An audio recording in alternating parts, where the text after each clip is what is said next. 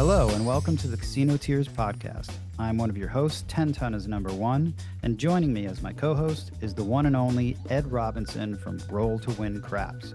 If you want more info on our show, please visit our page at casinotears.com. On this week's show, we discuss the all-7 set, the half-7 set, big Biloxi heat. We also touch on quick fixes, salty breezes, Fingers Tequila, Binion, 20 tables, and Ed sings Sweet Caroline. Ed, check this out, man. See this little cube?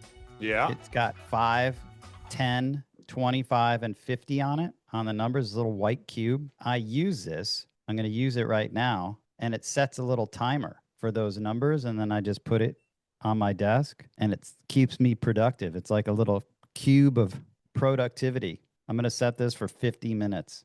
Going to turn it on the side, and now we're off and running on the podcast, dude. This will be episode 79. 79. It's a lot of podcasts, dude. 79. And then after that, we've got Dice Coach dials in for episode 80 and 81. It's a two-parter. Gonna be a two-parter? Good. Yeah, we had a long talk that night, so that makes sense. Yep. Too many questions, too much shit to talk about. We didn't even get to all the questions. We had No. more questions. We could have talked for 3 more hours probably on questions. I was just talking to the guy. He says hello. Which guy, Bo? Yeah, Dice Coach. Interesting fact about Bo. We'll talk about that. Fuck it. We'll talk about this right now. Be productive. Be productive now. I said, Bo, everyone's talking about this downturn in tourism in Vegas. You know, even Jeff from, hey, everybody, Dice Setters. He asked me about it like maybe a week or so ago. He's like, do you notice a slowdown? And then, so I asked Bo, because all I hear on all these YouTube channels and anything about Vegas is like, Vegas there might as well be no one here. It might as well be one of those end of the world movies where no one's outside. That's what I feel like everyone's saying. Mad Max of Las Vegas. So I asked Bo, I said, Bo, what do you think? He's like, well, tourism's supposed to be down 8%, right? Something like that. But he's like, he's had, I think, 40 students this past month. 40. Yeah. Yeah. That's 10 a week, dude. I know. For craps players, he's like, craps players, it's never slowing down for craps players 10 times. I would agree, because when I even mentioned this, I don't know what episode, when I went down with Table Maker right before I played that tournament. Yeah. 9 tables open. Everyone's busy at Aria. This does not seem like a slowdown to me. So it got me wondering, and maybe that is everyone just gloom and doom. Bo was saying it's more like slot players. They're not really talking about craps players, because I feel like craps players just keep playing. At least that's what I think when I go on my walks all around, because I do my 10,000 steps and sometimes I cut in through the casino.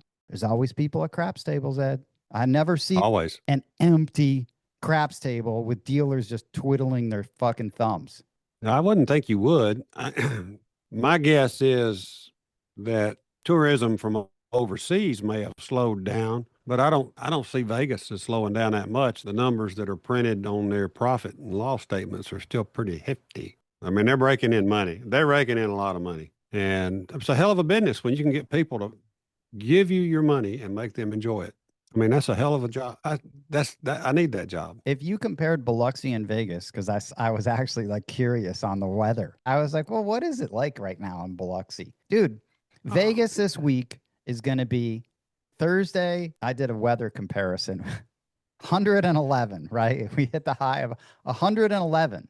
And it's basically going to be for the next 1, 2, 3, 4, 5, 6 days. The lowest it's going to be is the low high is going to be 109 degrees. And then it's going to be 112 at the highest, right? The very lowest is going to be 81 degrees, which is nice. Now, dude, in Biloxi, it's completely different. What's the high? The very high gets to 90 degrees, right? Yep, this week. So is a 90 degrees in Biloxi, that's a different kind of 90 than a 90-degree Vegas. Well, it's a windy 90, because the reason it's not so hot right there, if you went in 10 miles, 15 miles in from Biloxi, it'd be hotter. But you've got the wind coming in off the Gulf of America there, and it's just, yeah, that's a cool, I mean, it's a salty breeze.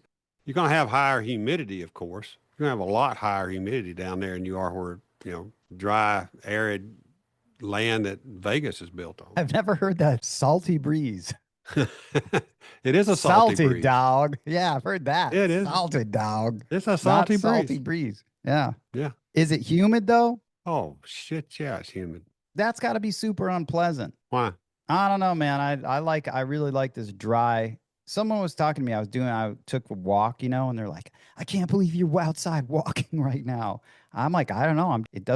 It's hot, but I don't mind it. But I guess it's oppressive to some. Well, yeah, I've been out there in July before. It's hot. Yeah, I guess it just everything takes getting used to. And you got to stay, you don't realize how much moisture your body is giving up in Vegas, whereas when it's humid, you're sweating. Yeah, So, I know. I don't really like sweating a ton, being in Biloxi and you're just all well, dripping, you know what? dripping. They've got air conditioning in every casino. In fact, it's so cold in some of them, you got to wear a hoodie. Oh, is it? Yep. Could you notice like there's certain casinos that are colder? Because the funny thing is that for the WSOP, they kept the Paris Convention Center was noticeably freezing versus the Horseshoe Convention Center. Normally, you just can't tell. It's just nice. The Hard Rock is cold, man. The dice tables are right underneath the air vents. They're right above you, and it's cold standing there. It's tough to all throw. all the dealers are wearing long sleeve T-shirts and stuff underneath there. I mean, there were some of them maybe wearing thermals for all I know. Man, that is I mean, I wore a heavy duty hoodie, and I never got hot. Oh, wow. And that's a heavy duty hoodie. That is The yeah, zip up? yeah. How do you like the zip up, Ed? The I zip love up the hoodie zip up. that's That's a what I was wearing. classic, man. That is a I was wearing classic. that. I was wearing it in Biloxi last weekend. So yeah, It's not too ostentatious, right? Is that a word? Is that the word? It's not too showy. no, It's not too I had this in your face. shirt on under it. Yeah. Yeah. So we were casino tearing all weekend down there. So listen to this, dude, about Biloxi. He says, unlike Vegas, Biloxi isn't currently facing publicly reported downturns. It continues drawing beach and casino lovers seeking southern charm and coastal vibes. Yep. And salty breezes. And salty breezes. Yep. Business is booming then down there. It was relatively busy. I've seen it busier, but that's generally around like, Labor Day weekend and stuff. It'll be super packed. It was packed on the 4th of July. Good normal size crowd. I mean, the tables were full. So for the people that are asking, oh my God, like it makes it seem like Vegas is a ghost town. It is not a ghost town. I just haven't been playing just because of life stuff and my back. And, I'm going to start playing soon again. But when I do walk around, tables are busy. So everything's popping. That's just clickbait. That's just clickbait for somebody to make fear mongering, right? Yep. Just YouTube garbage. And I was thinking, dude, Vegas has always had resorts fees forever. Like this is not anything new. Vegas has always been expensive with all of the fees and all the parking for years and years and years. This is nothing new. You just become a bigger player or you play here more and you get that shit waived and you ask them to take it off after your trip when you're done. And usually they do. And then you're up another level and you don't have to pay for parking. Yep, that's right. But it's always been expensive. I don't know why people are like, it seems like everything I read right now is like, Vegas might as well be shutting down if I keep reading everything, Yep. It's gloom and doom on YouTube. Yeah. And even I think the Journal has been writing some bad stuff a little bit. Then again, the Journal will sit there and show you a chart. Well, they're down 600,000 tourists in July of this year versus last year. You still had 3 million. Yeah. You still had 3 million people coming into Vegas in July of this year. Yeah, it still is the gambling capital. I mean, I guess we lost some because you can sports bet from anywhere in any state, but yeah, the regionals will get it, but see, people still go. But that's why I think most of the downturn may be from like Europe. The Europeans may not be coming in because that's a good observation.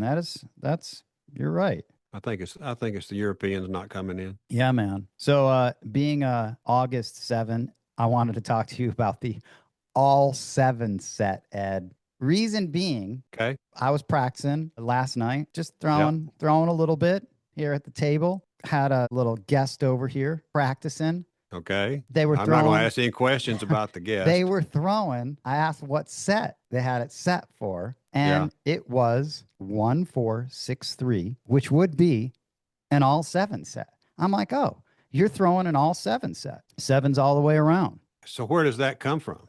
that particular set? Well, I don't know. I never, so I have like everything in my life. I avoid all sevens. I never want to see a seven. So that's why I was thinking, it's interesting. I never throw an all seven set. I never even throw a half seven set. I'm like, I'm going to talk to Ed about this because I know you throw a half seven set. Then it got me thinking because this person ended up throwing a high 20s, right? I kept Yeah, track, yeah, right? yeah, On the repeaters, it would have killed five yeah. aces. Okay, five Oh my aces, God.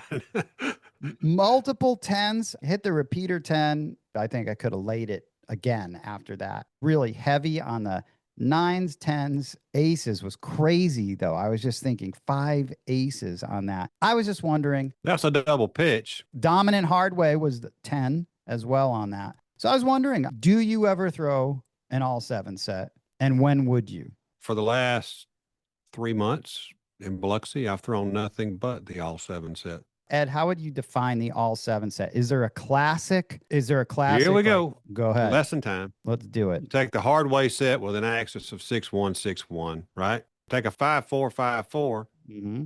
and turn that into a 5-4-2-3, and you still got the 6-1-6-1 axis. That's the classic. So the classic is the six ones are like the through Or axis. your axial. Yes, that's your axis.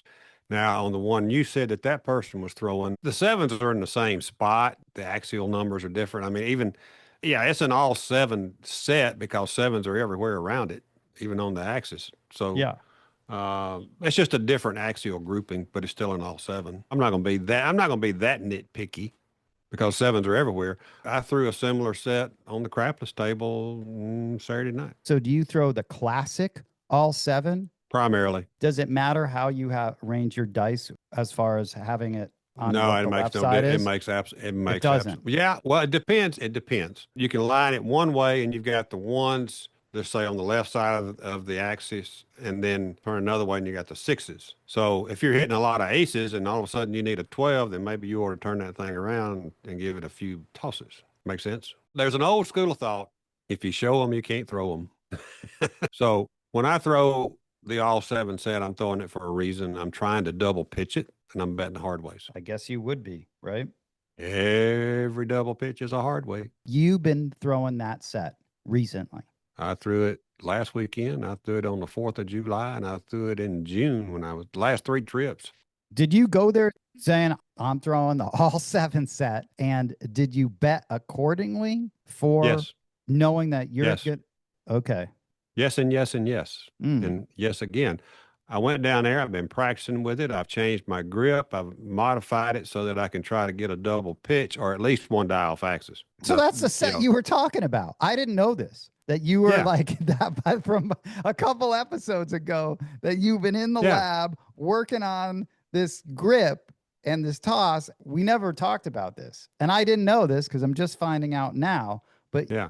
you were throwing the classic all seven set. Yes. And I was doing it with enough variance in the grip to try to get one to rotate twice as much as the other one. So get a double pitch or hopefully get an off axis. So the problem I've got is I'm still throwing a lot of primary hits on occasion. I mean, I don't mind throwing a 1-6 or a 6-1-7 because at least I go, okay, at least they were off axis, which was part of what I'm trying to do. Right. When I hit a 5-2 or a 2-5 or a 3-4 or a 4-3, it pisses me off. Yeah, because primary hits are going to just kill you.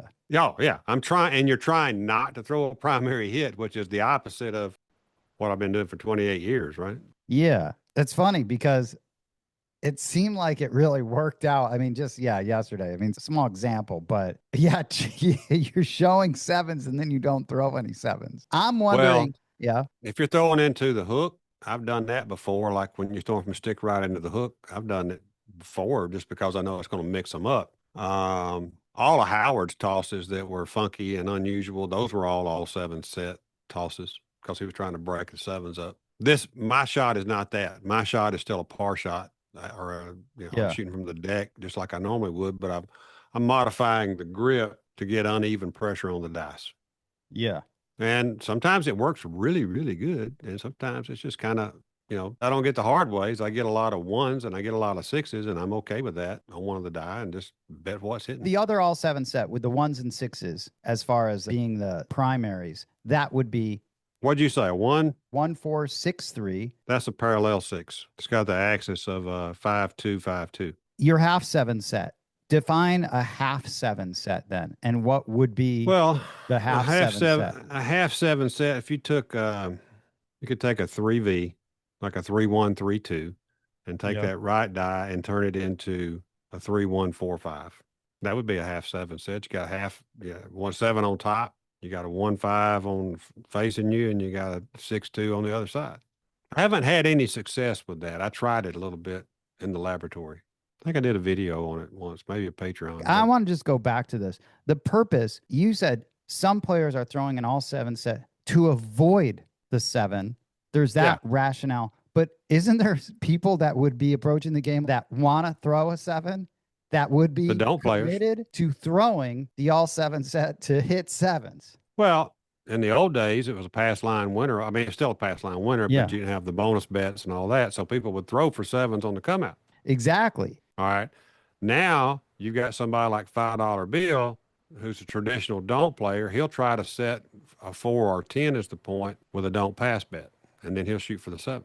Make sense? Yeah, but this is sort of negating or not even having a bonus in play, because my whole existence, I don't want to ever see 7. I'm never, the 7 is the worst thing. It doesn't matter if it's on a come out roll.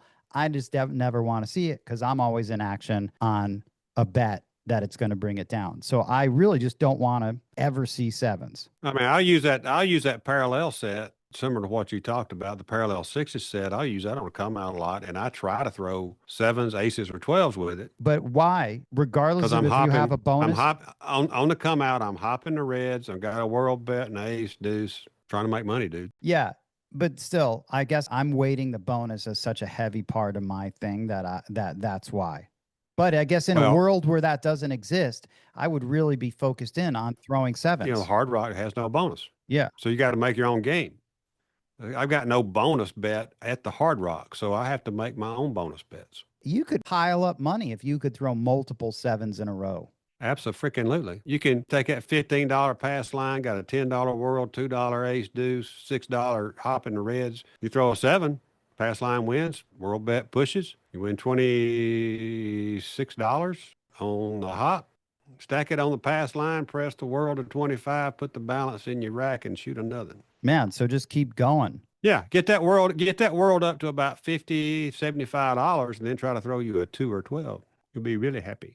So you can set an all 7 set and actually hit 7s versus the players that would be like myself. I'd be throwing from stick right 1.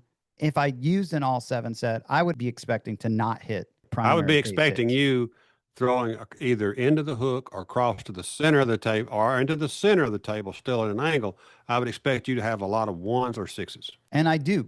Even on the hard way set. Yeah, exactly. Yeah. So it's the same set, but you've got a little more.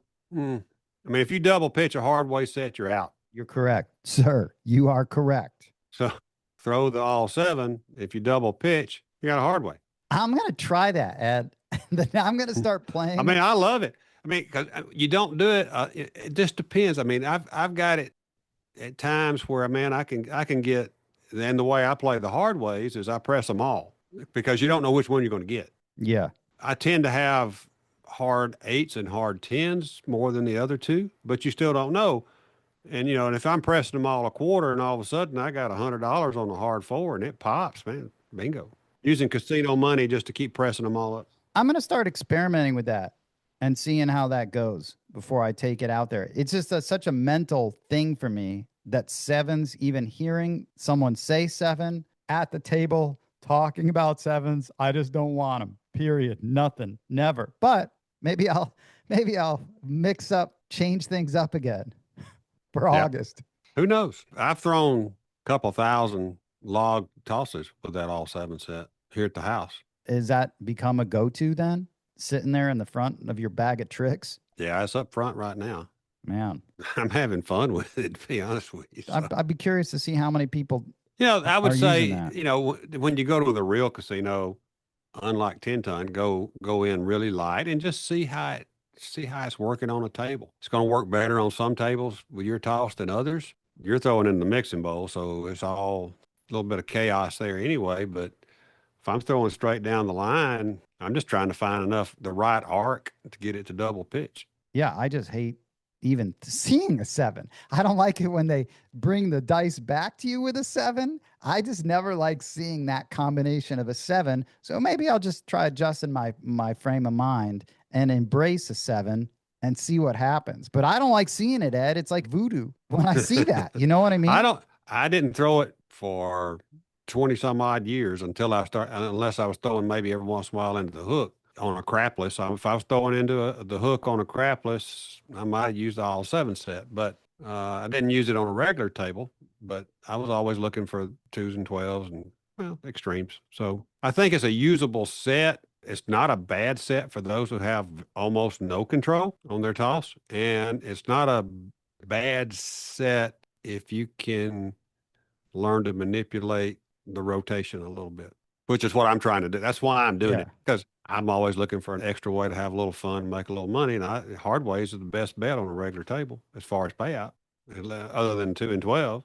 Yeah. I mean, other than the horns. For playing for that long and never throwing it, what was it like? Oh, well, you know what? I need a 1 or a 6 to show up because I'm going to play crapless. So this is why I'm going to throw it. No, it wasn't a 1 or a 6. I mean, you need both of them. They need 2 1s or 2 6s. But when you see a 1 or a 6, you know that you've accomplished what you were trying to do with that toss in part. All right. So let's think about it. You can single pitch and you're okay. Yep. You can double pitch and you got a hard way. Yep. You can 1 die off axis and you're golden. That's pretty sweet. That is pretty sweet. Right? 1 die off axis, dude. Yep. 1 die off axis and you're golden. Mm-hmm. Primary hit and you're dead. So 3 of the 4 possibilities are very good for you. Yeah. With that set. So I would assume you would want to mix those dice up then and have more of a fucked up toss if you're not throwing it into the mixing bowl, because you don't want a beautiful, perfect boom boom where it just goes and you've got a nice primary hit. Yeah.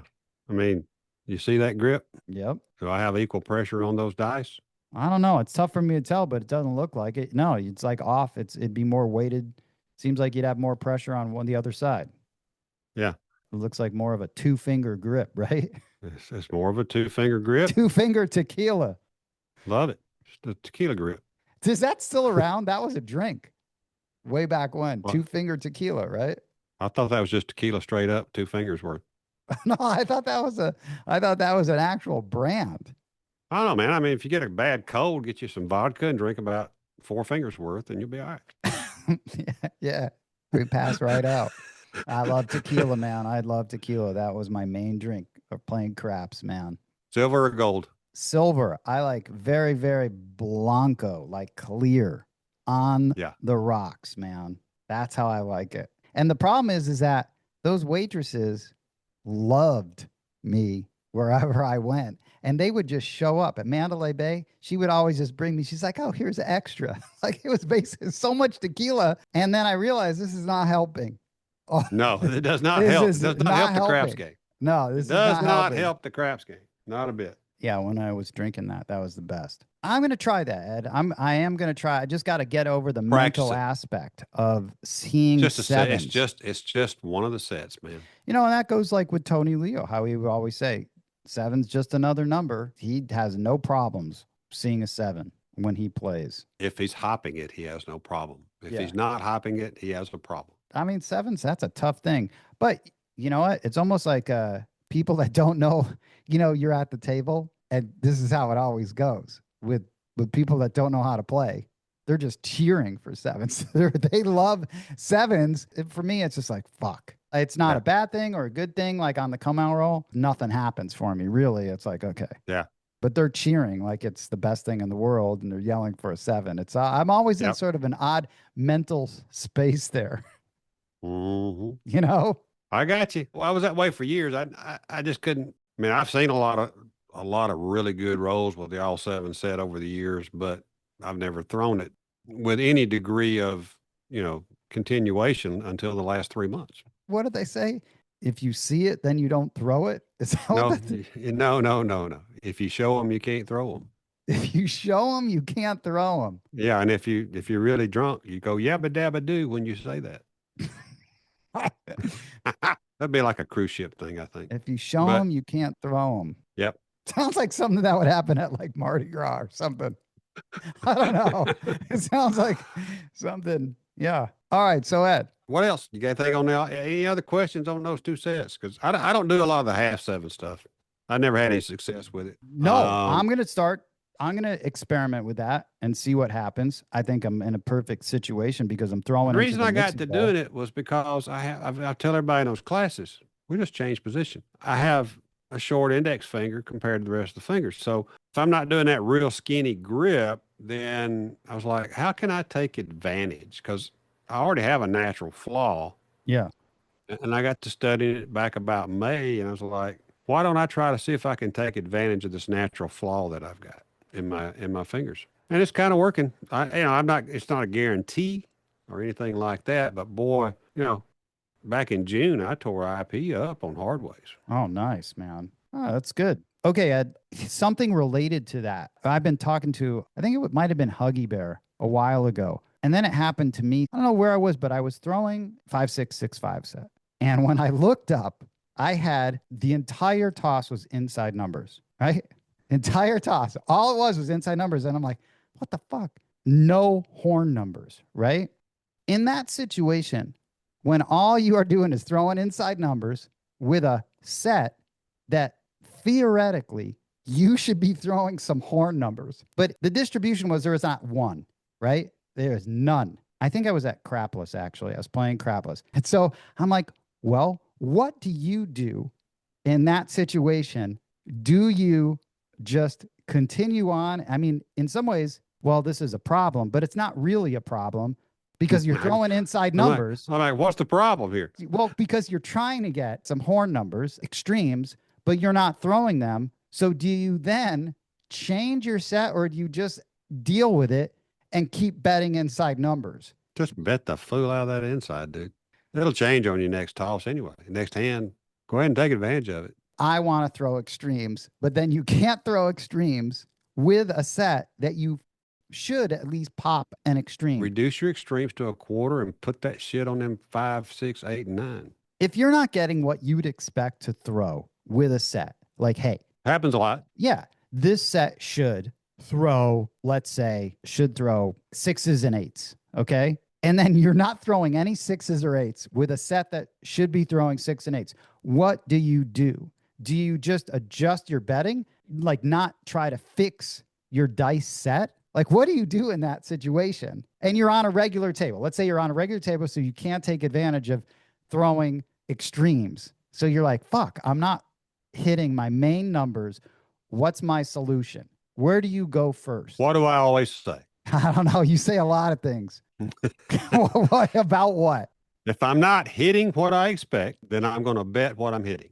Exactly. Okay. So, okay, you play what you're hitting, but still, people are going to be like, I'm not throwing what I should be throwing. I know that they're going to be thinking this. I want to hit 6 and 8s, but my set isn't throwing 6 and 8s. They're not going to just. So if you're not throwing 6 and 8s, you're hitting better paying numbers. I guess so. Yeah, you're right. I mean, shit.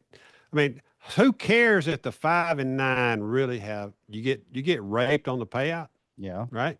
From true odds? Yeah. Compared to the other numbers. But you only get raped if you hit them. So might as well hit them. Ed Robinson goes up, get whatever set you're using. You have your thoughts on what you should be getting. You're not getting any of it.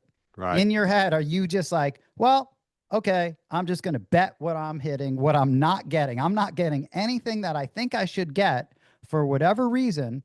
I'm not going to try to tweak it and dial it in to get what I want to get. I'm just going to roll with this and be happy with it, which is a completely different. I think a lot of dice setters that are practicing are going to take it a different route and go, you know what? I'm not getting what I'm practicing here to get. I should change my landing zone. I should change all these other things to get what I should get. Right, so here's the deal. Don't change your set if you're having success, unless you know what you're doing. You have to define success there, though, right? You got 6 5s, and you thought you were going to throw 6 and 8s. You threw 6 5s and 4 9s. That's success, right? Yes, it would be success Okay. if you unless if you were stubborn enough and only bet, let's say 6 and 8 started out and never ended up moving to a 5 and 9 because you were supposed to be throwing. Here's my 6-8 set. I'm not going to be playing across. I'm starting here. By the time maybe you realized, well, maybe I should go to the 5 and 9. Maybe How many ways are there to throw 5? 4. Okay. Your third roll is a 5. Mm-hmm. Bet the 5. All right. That's kind of off the hand, kind of the way I look at it. If you come out with a 5, you're going to have odds. Your second roll, your points are 4 and you throw a 5, maybe you were betting even numbers. You know what I'm saying, Ed, that sometimes you can get stuck in a rigid mentality of like, this set should do this, so why isn't it doing this? Versus, oh, you know what? I'm throwing this. Let me go with what I'm throwing. You got to go with what you're throwing. You got to go with what you're throwing. Then it comes down to, I can remember many times like Darth Nader. He would be on a table and he would be trying to throw a 2 or a 12 with his horn set, but his horn set was giving him 6s and 8s. He would switch to a 6 and 8 set and then start hitting horns. It's just kind of, you know what I mean? It's just a rotation of the dice and a flip and a flop, but he's doing it where it doesn't increase the probability of the 7. So he knows what he's doing. If you don't know what you're doing, just keep pounding them damn numbers and stacking them bets up. I think that comes with time. Some people just want to sort of, because I've been practicing like this. Quick fixes are hard to come by and they're never lasting. A quick fix is never consistent. A quick fix is never long lasting. So hit what you're hitting. Bet what you're hitting. So what do you mean by a quick fix, though? Howard did a lot of quick fix tosses for people. Very popular with it. And he was very good at it. And he could teach somebody to throw an off-axis toss because they were going to throw off-axis anyway. He'd give it a fancy name and a little funky way to grip it. I mean, you can't screw up a screw up. It's already screwed up. So just throw the screwball. Throw it up. Throw the screwball. Get 2 seam to throw you a screwball. Yeah, I guess that's. I mean, so that's just. I mean, nothing wrong with what he did at all. I mean, he was a master of it, but people would come to him for those quick fixes, and they would want to learn those unusual tosses and could care less about trying to keep dice on axis and trying to have, this hand or that hand. So what? All of a sudden, they'd have a 40 roll hand, and they were on top of the world. Yeah. Never mind that they had 14 3 rollers or less. Yep. I'm making those numbers up, folks. Don't give me any hate mail. All right, dude. Let's talk about Biloxi because you were just there. I have not been playing at all. I want to hear some stories from the table. You want to hear some stories? Tales from the table, dude. You want to hear some tales? Yeah. Yeah. Where'd you play? How'd you do? A full-length extended version of this podcast is available exclusively on our Patreon page. New episodes drop weekly every Tuesday. We hope you enjoyed this podcast and will tell all of your fellow craps-playing friends about it. Please follow Casino Tears on Apple Podcast, Spotify, or your favorite podcast app. If you like the show, please rate it 5 stars and leave a review. The best and most fun way to contact us would be to call and leave a message on our official Casino Tears vent line, 229-NO7. You can also email us at no7@casinotears.com. And lastly, to help support this podcast, you can visit our Patreon at patreon.com/casinotears. On behalf of Roll to Win Craps from Alabama and 10 Ton is #1 from Las Vegas, thanks for listening.